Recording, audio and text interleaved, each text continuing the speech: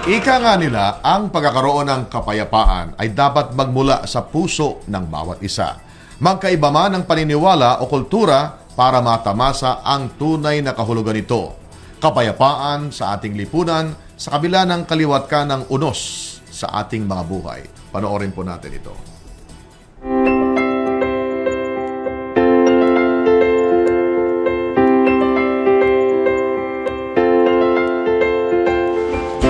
Kapayapaan ang salitang namumutawi sa bibig ng bawat volunteer ng Teach Peace, Build Peace movement. Para kina Chloe at Erin na maagang namulat sa pagiging aktibong volunteer, may mas malalim na kahulugan ang salitang kapayapaan. I mean, bagong konsepto rin po ito para sa amin. Kasi ngayon lang rin po namin na-realize na mahalaga rin po pala yung pagsasabuhay ng kapayapaan. Peace is very important for everyone because this is what drives everyone for a happy life, happy relationship, everything. Without peace, life is broken. Sa musmus nilang kaisipan, bukas na ang kanilang mga mata sa iba't ibang karahasang nagaganap sa kanilang paligid, mapaloob man o labas ng bansa. Marami rin po kasi mga bata na apektado. As in, dito sa Maynila, hindi mo nakikita. Pero pag pumunta ka ng Mama Sapano, pag pumunta ka ng Maaita community sa Pora, Pampanga, nakikita mo rin yung malaking epekto sa mga bata. Nung pumunta nga po kami nung nag-Maguindanao Peace Mission kami, karamihan ng mga bata, natatakot sila sa mga sundalo. Imbes na iniisip nila na protection sila, kinakatakutan nila kasi may hawak silang baril.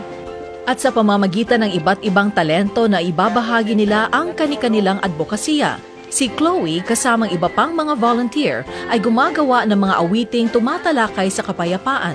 Si Erin naman nagsulat ng isang kwento tungkol sa isang planeta. A story of a planet that does things in a peaceful way and that they don't know what conflict is.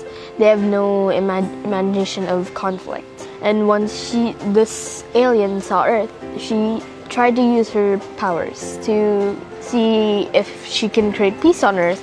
One of her friends triggered her to tell her that maybe we don't have to work so hard on making peace. Maybe it's just a simple thing. Iba't ibang paraan para sa iisang layunin ang maipaunawa sa karamihan ang kahalagahan ng kapayapaan. Yung kultura ng Pilipino, yung bayanihan, yung walang iwanan, yun din yung pinapakita ng Teach Peace na hindi dapat maiwan yung mga taong naghihirap sa giyera. If they see these storybooks, they'll be inspired, hopefully they'll be inspired to push for peace and push themselves to the limits of how much they can do, no matter how hard they think it is. At sa paggunita sa unang anibersaryo ng Mama Sapano, ang Teach Peace, Build Peace movement ay nag-alin ng isang dasal para sa mga nasawi at para sa bawat pamilyang naiwan, lalo na ang mga anak na nawalan ng ama.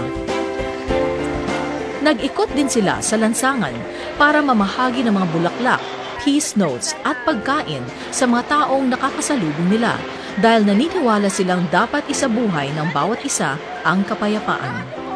So bilang Pilipino, parte ng kultura natin ang bayanihan at parte rin ng kultura natin ang kapayapaan.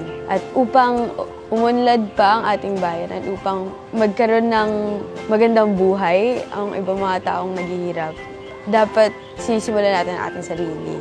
Dapat tayo rin ay maging peace hero sa mga everyday situations. Just the drive of the feeling of that you're helping somebody to learn something that is so simple but yet so complicated.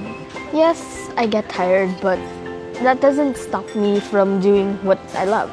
If you love what you do, then you will push to your limits. There is some type of peace. But it's very limited.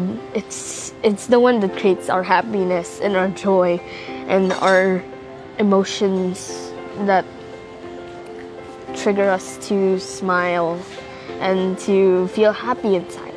Hindi ka na't sumama, dalhin mo ng buong tropa, tayo ay dapat magkaisa. Ito ang panawagan sa gitna ng kaguluhan, ating itaguyod ang tumayo